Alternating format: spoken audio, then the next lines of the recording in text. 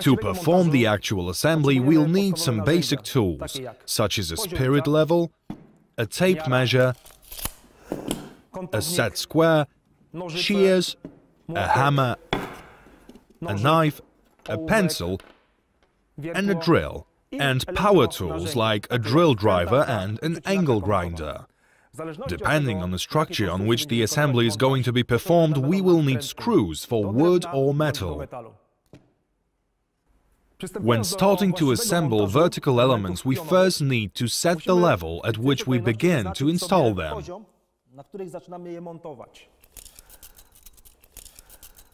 The level we recommend is 150 mm. It is necessary to ensure proper air circulation under the facade. Then, if vertical elements have already been mounted here, we need to make sure that the structure is kept upright. Finishing elements have locks that allow them to be connected.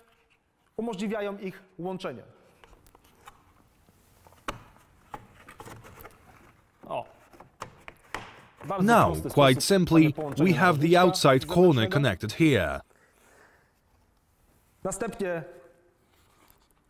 Then we have a universal slat. It is also equipped with locks at the top and bottom, and it can also be connected very easily.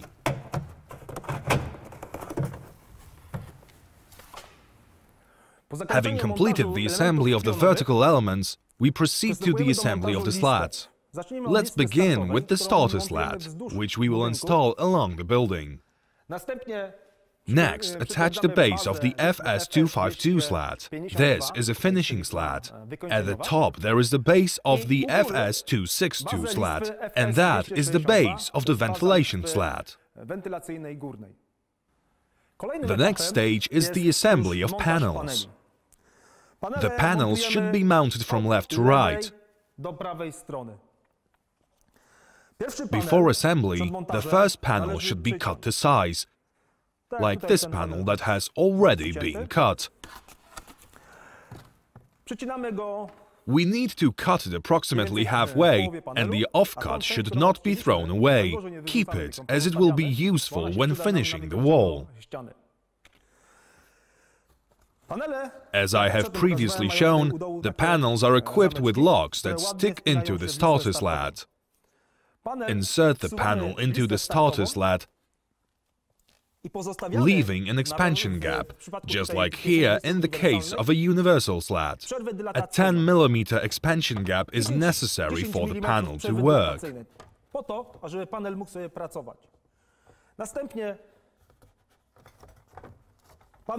Then, attach the panel, screwing it into the kidney slot halfway, so that the panel can work freely.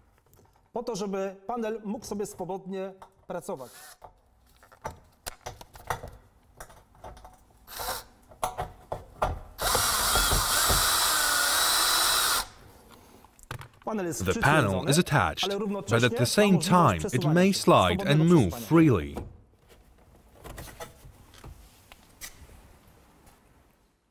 Then proceed to the assembly of the next panel.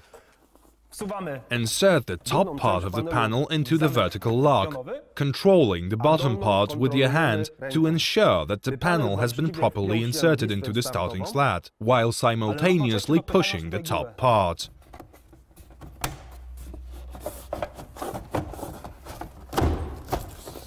When the parts are assembled, you will hear a click like this. This indicates that the panel has been properly mounted. So, let's start screwing again. Close up, you can see here how the panels are connected close together and how they have been combined together vertically. In order to give the facade its desired stiffness, install the next panel, shifting it by 50% to make the facade more rigid. For this, we'll need to install a larger panel.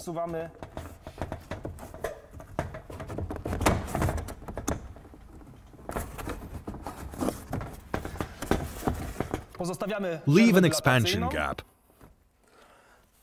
And in the case of the solid brick system, before fixing the panel and especially before attaching the first one, it is necessary to make sure that the bottom panel's joints match the ones at the top. Well, now we proceed to the assembly of the layer which will allow us to bypass the window recess. For this, first install the panel in the corners so we can determine the level that we need for cutting the next panel. In order to avoid the necessity of taking many measurements, you can take shortcuts. Put the starter slat into the corner sleeve and the height will be determined, how much we need to cut and what the height of the cut panel should be. In this case, it will be this panel, so here.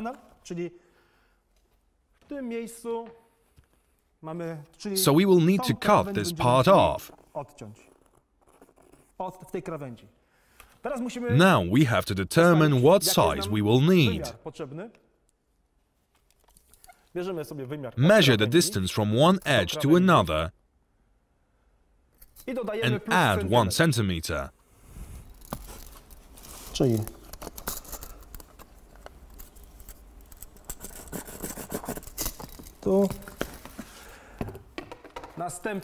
Then measure the length.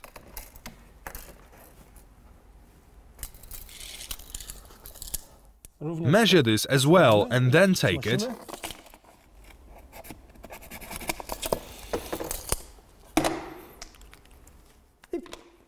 and cut off where you have marked it. Here we have a panel which has been cut properly. We've had it cut already. Dismantle the previously installed panel and insert the panel which will be located above the window recess. Why? Because there is too little space here to bend the panel at the top. So, we need to insert 2 panels at once.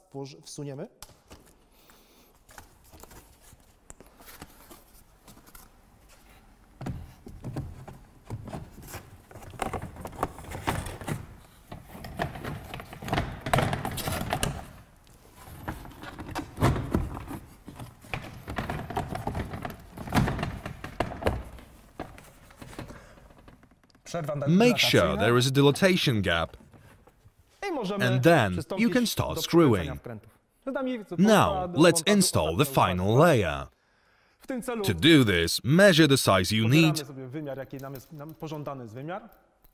mark it on the panel, and cut the panel to size. Here we have a panel that has been cut to size already prepared. Climb the ladder.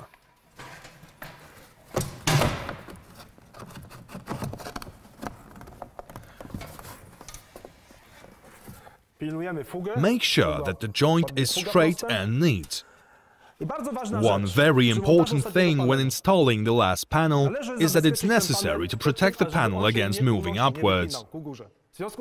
Therefore, put a screw into the slat that will prevent it from moving up.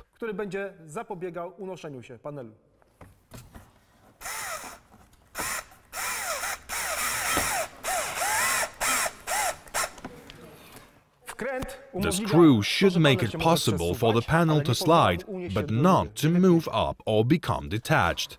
To finish the assembly, we need to mount the external part of the 2-part slats. The installation of finishing slats is best done by 2 people.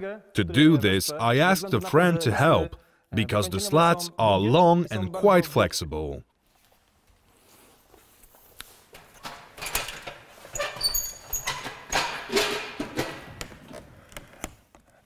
Cut the finishing slats at the ends at an angle of 45% to make them look nice and neat.